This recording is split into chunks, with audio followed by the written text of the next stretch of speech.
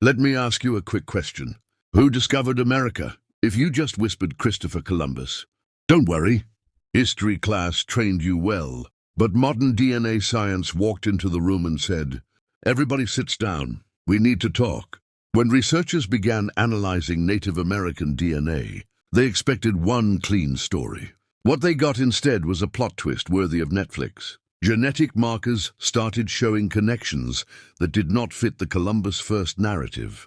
We're talking ancient DNA patterns that point to multiple migrations, unexpected links, and contact long before 1492 was even a thought. Scientists literally had that "wait, that's not supposed to be there" moment. Some DNA traits traced back to Africa and other ancient populations, suggesting the Americas were not isolated the way textbooks insist. And here's the crazy part. DNA doesn't lie. It doesn't care about politics. It doesn't care about whose statue is in the park. This discovery forced historians to ask uncomfortable questions. Who really reached the Americas first? How advanced were ancient civilizations? And why were these stories left out? So next time someone says, "Columbus discovered America," just smile and say, "Actually, DNA has entered the chat. Now let me hear from you. Did this shock you? Do you think history was rewritten on purpose? Or just misunderstood? Drop your thoughts in the comments. Like this video if you love hidden history. Share this with someone who still believes textbooks never lie.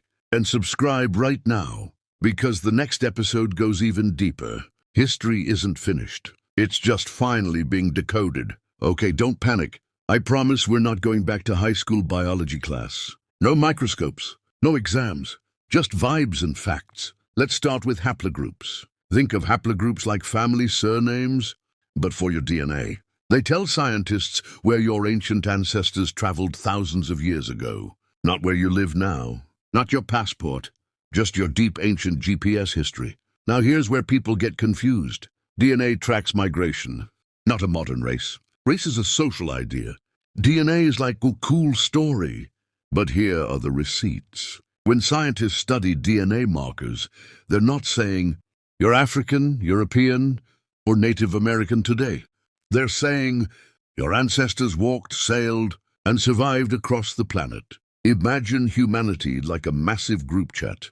People left Africa, split into different routes, mixed, remixed, and kept moving. DNA simply remembers who went where, even when history books forget.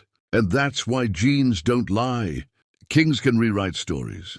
Empires can erase records. Textbooks can skip chapters. But DNA doesn't forget. It doesn't take sides. It doesn't care about feelings. You can burn documents. You can change names. You can build statues. But you cannot tell your DNA, "Hey, stop remembering." So when DNA reveals ancient migrations that don't match the official story, it's not being controversial. It's just being honest. Now your turn. Did this make sense? Were haplogroups easier than you expected?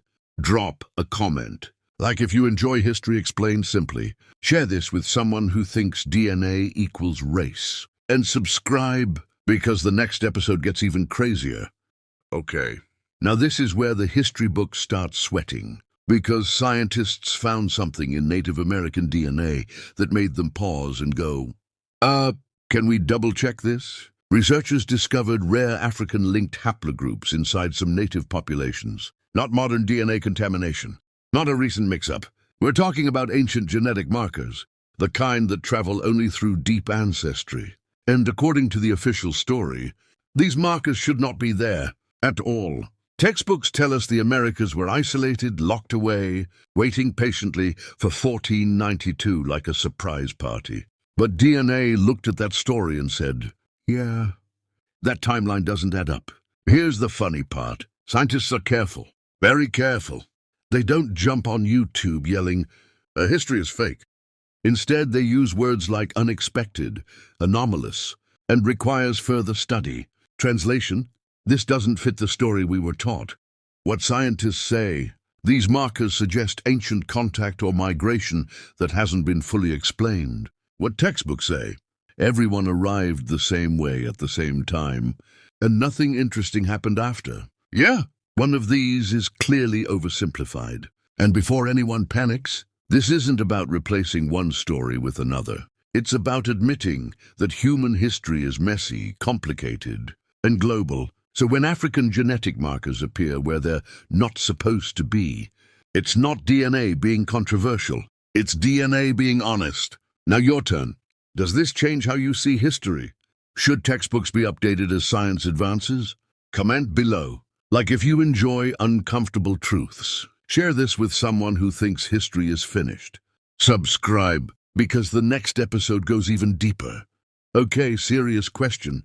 Do you really think ancient Africans looked at the Atlantic Ocean and said, "Nope, too wet"?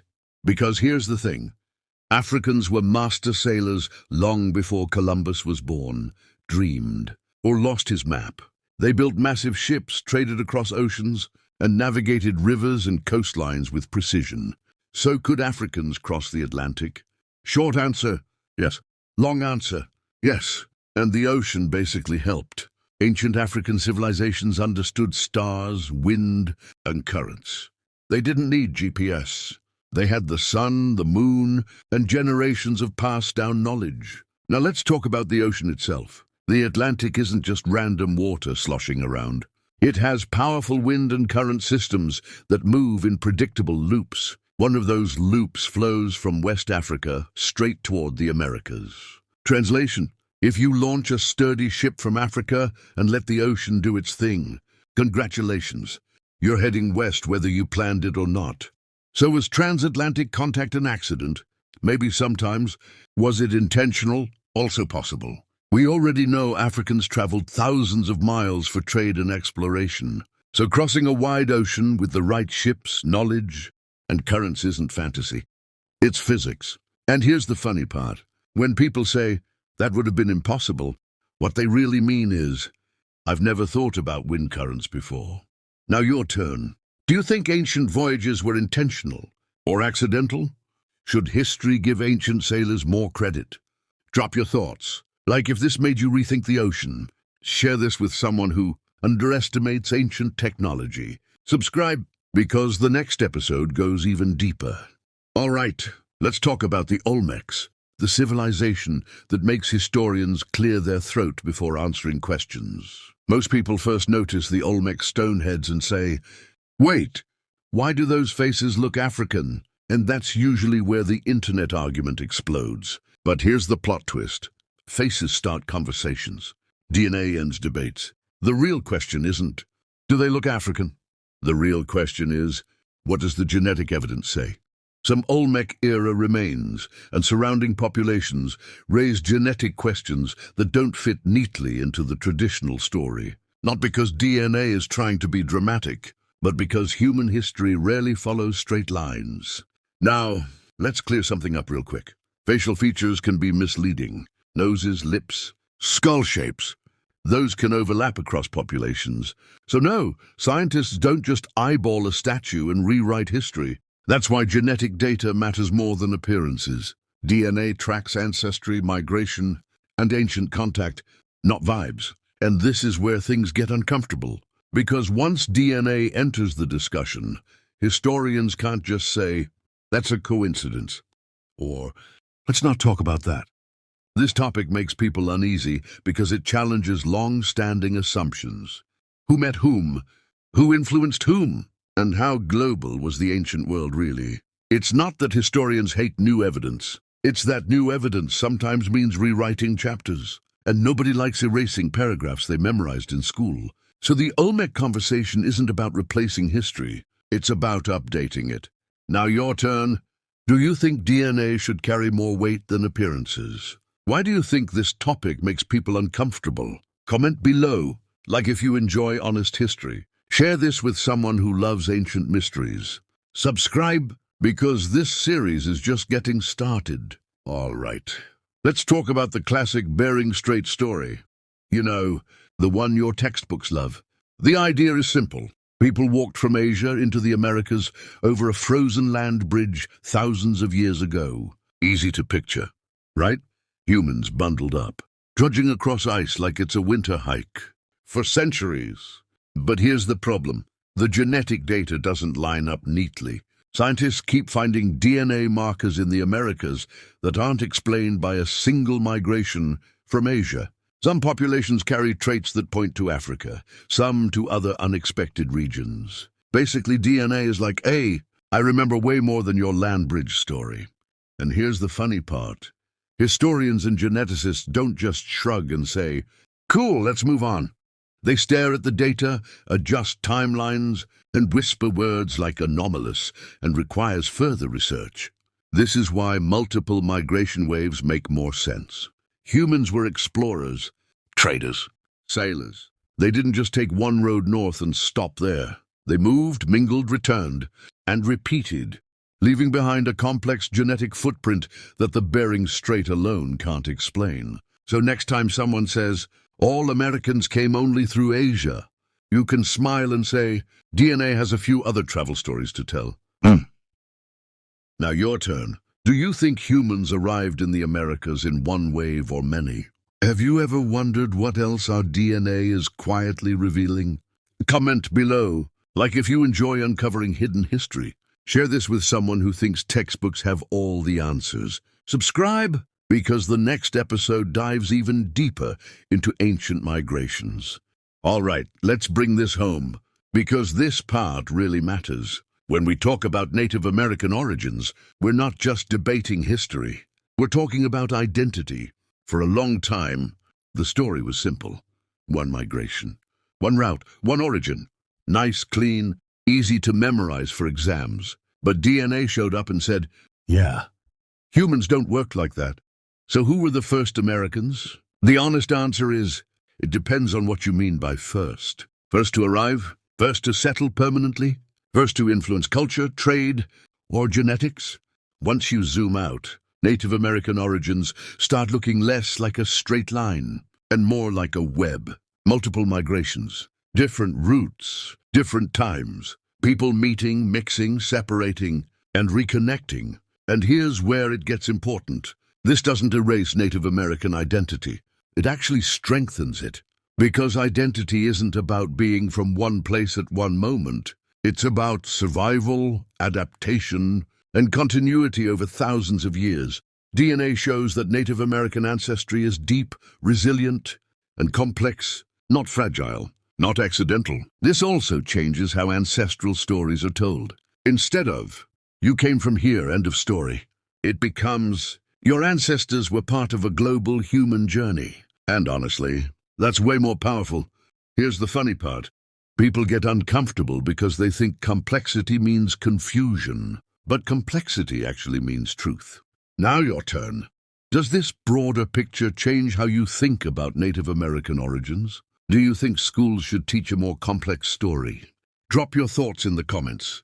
Like if history just got more interesting. Share this with someone who loves deeper conversations. Subscribe, because the final episode ties everything together.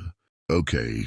Let's address the elephant in the history book. If the evidence has been around for a while, why didn't we learn this in school? Short answer. History is written by people with power. Long answer. Still people with power.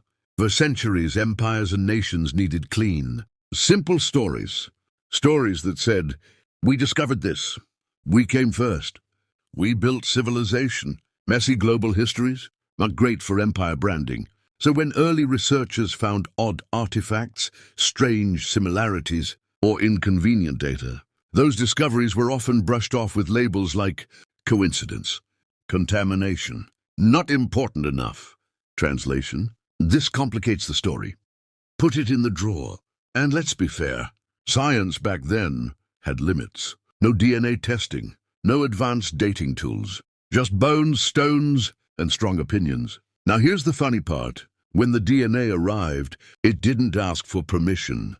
You can argue with interpretations, you can debate theories, but DNA brings receipts, and they're very hard to shred. That's why the conversation reopened. Not because historians suddenly changed their minds, but because the evidence got louder. Politics can delay the truth. Power can edit textbooks, but science has a habit of circling back. So, if you're wondering, was this history hidden on purpose? The better question might be, whose version of history will be, being protected. Now your turn. Do you think politics still shapes what we're taught today? Have you ever learned something later that changed everything? Drop your thoughts. Like if you enjoy uncomfortable history, share this with someone who loves truth over tradition. Subscribe, because the final chapter ties it all together. All right, welcome to the part of the story that's still loading. Because modern DNA testing isn't done surprising us. It's just getting better at whispering things that make researchers raise their eyebrows and lower their voices. Here's what's happening right now. New genetic studies are revealing unexpected markers in ancient and modern populations across the Americas. Markers that don't fit neatly into the old one migration, one direction story. And when that happens, scientists don't run to the press yelling, "Breaking news." They do something far more dramatic. They say things like, "This requires further investigation." Translation, this just complicated everything. Thanks to newer tools, like high-resolution genome sequencing and ancient DNA extraction from places we couldn't test before. Researchers are now comparing DNA across continents and time periods with insane precision. And guess what? The connections are getting messier and more interesting. Now here's the funny part. Some findings get discussed quietly at conferences, buried in technical papers, or phrased so carefully that you'd need 3 dictionaries and a PhD to realize what's being hinted at. Why? Because rewriting ancient history is awkward. Nobody wants to be the person who says, "So remember what we taught for 100 years? Yeah, about that." And no, it's not a secret conspiracy with a locked vault and dramatic music. It's more like academic caution mixed with institutional hesitation. Science moves forward, but it tiptoes when the implications are huge. The wild part? Future DNA research could completely redraw ancient migration maps. New timelines, new connections, new questions about who met whom, when, and how. So now your turn. Do you think science should release everything as it's discovered, even if it shakes old beliefs? Or is it better to move slowly with history this big? Drop your thoughts. Like if DNA keeps blowing your mind, share this with someone who loves future-shifting discoveries. Subscribe, because history isn't finished talking yet. All right, let's talk about the question that refuses to go away. You know, the one. It just sits there, arms crossed, staring at history like, yeah. Explain yourself. If African-linked DNA exists in some native populations, then what else in ancient history have we misunderstood? Because once DNA enters the room, it doesn't just knock politely. It flips on the lights and says, "So, who wrote this timeline?" For centuries, the history was treated like a finished movie. Beginning, middle, end. Roll credits, go home.